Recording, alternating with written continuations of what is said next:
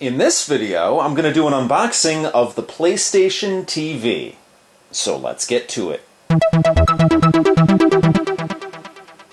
Now today is October 14th, 2014. So 10/14/2014. And today the PlayStation TV launched here in the United States. Now the PlayStation TV is a rebranded Vita TV. And the Vita TV has been available in Japan for probably about a year now, I think.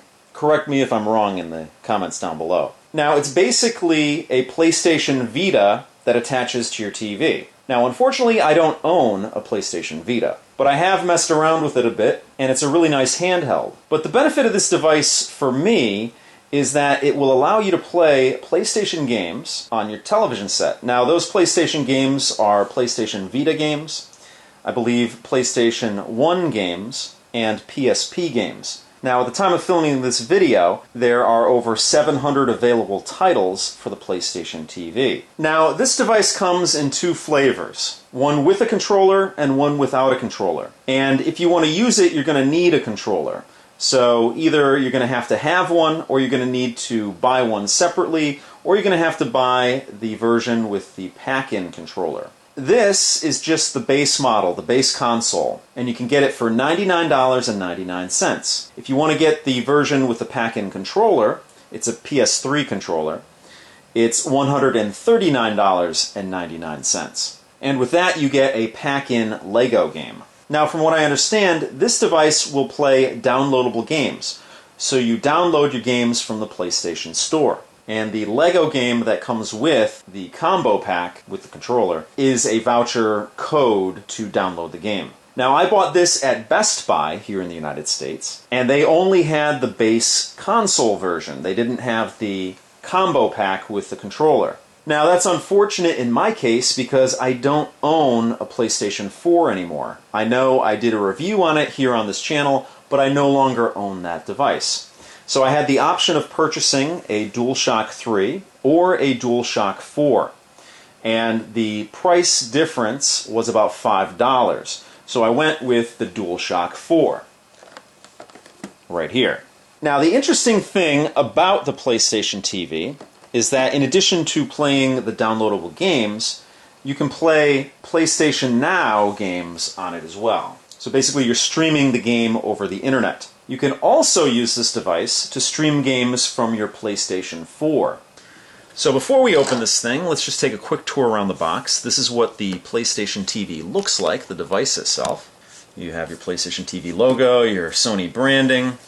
On the back here it says, introducing PlayStation TV. A sleek and compact console with a universe of PlayStation games available to stream, download, and play. PlayStation TV can be also used as a second console in your bedroom to stream your PlayStation 4 games with remote play for PS4 and stream select PlayStation 3 games from PlayStation Now. Here's another view of what the device looks like. And then on the back here it shows you what it's compatible with. It says compatible with PlayStation 4 remote play, DualShock 4, and DualShock 3. Now the contents of this box are the PlayStation TV system, of course, an HDMI cable, which is interesting, you normally don't get one in devices, an AC adapter, AC power cord, and of course the instructions. So let's break the seal up here and get this thing open.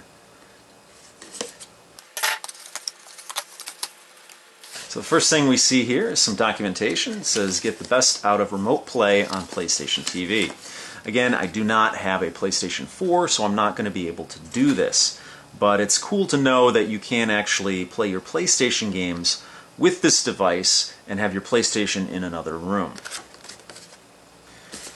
So let's get this out of the box here. And let's open this up. So nothing fancy in here. You have your AC adapter, just a very small brick there. You have your power cord, which is a standard power cord. And then you have your HDMI cable, which is really cool. I don't know if I'll be using this because I have several of them, but it's nice to know. It looks like it might be a 6-footer.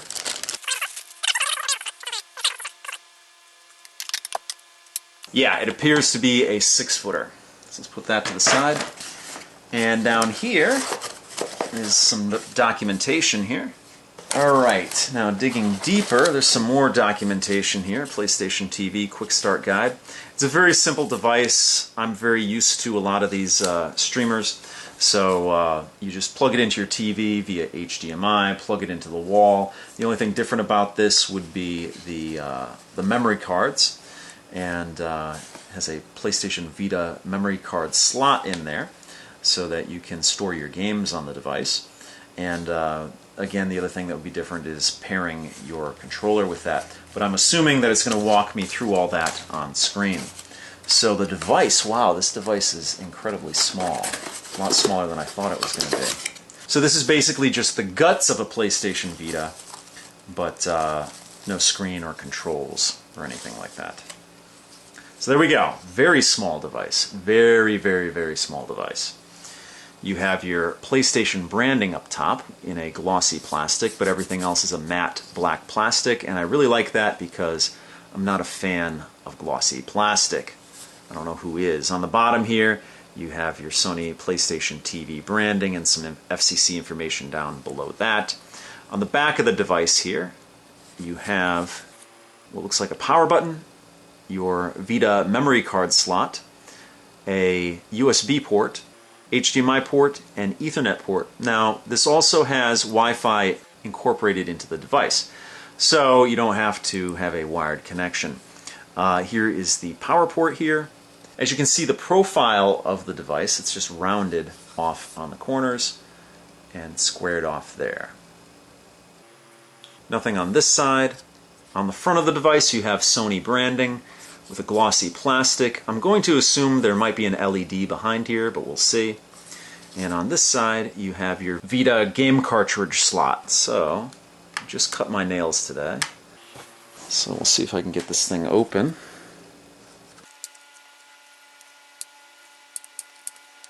Not the best day to have cut my nails, so let's see if I can kind of... I don't want to put anything...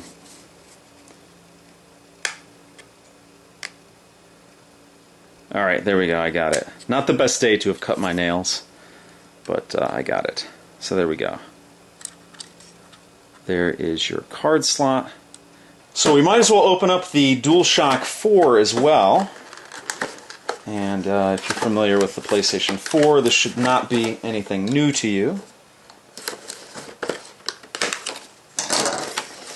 But since it's part of my purchase here, might as well open it up.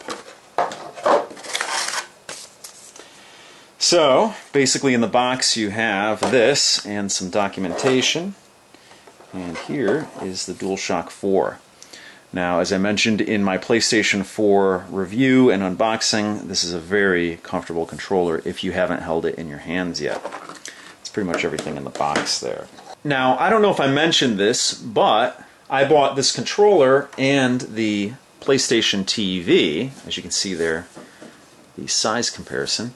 I bought this for $170, and that was after tax. Before tax, it was $159.98. And that's because this is $59.99 and this was $99.99. So I could have saved some money with the pack-in controller, but I would have ended up with a DualShock 3. And again, it wasn't my choice, it just happened that way, that they didn't have the pack-in model. So just a quick tour of the DualShock 4. You have your dual analog sticks here, you have your D-pad here, your X, your circle, your triangle, and your square, your touchpad here that's clickable. You have your speaker here, PlayStation button, ports on the back here. On the front you have your PlayStation light here, the light bar. You have your charging port here, which interestingly enough the controller doesn't come with a cord, but I have a cord that I can charge it with if I need to. You have your triggers and your buttons, and then you have a share button and an options button. We'll see how that interfaces with this device. Again, there might not be any benefit to having a DualShock 4 for this, other than maybe playing your PlayStation 4 games through this device. Now, one thing that's interesting about this is that there are no feet anywhere on it. There's no rubberized area. So it's going to be interesting to see how this fits behind the TV, if it just falls back there. You really honestly don't need it visible because any controller that it's going to pair with is going to have a Bluetooth connection, and you don't need line of sight with that. So this might end up just falling behind my television area unless I hook it up here in my attic to my projector. Haven't figured out where I'm going to put it yet. Now, from what I understand, there's 1 gig of memory on this device if you don't use a PlayStation Vita memory card. So if you have a lot of games, you might need a PlayStation Vita memory card. In my case, I might not need one. But we'll see. If I do, I'll buy one.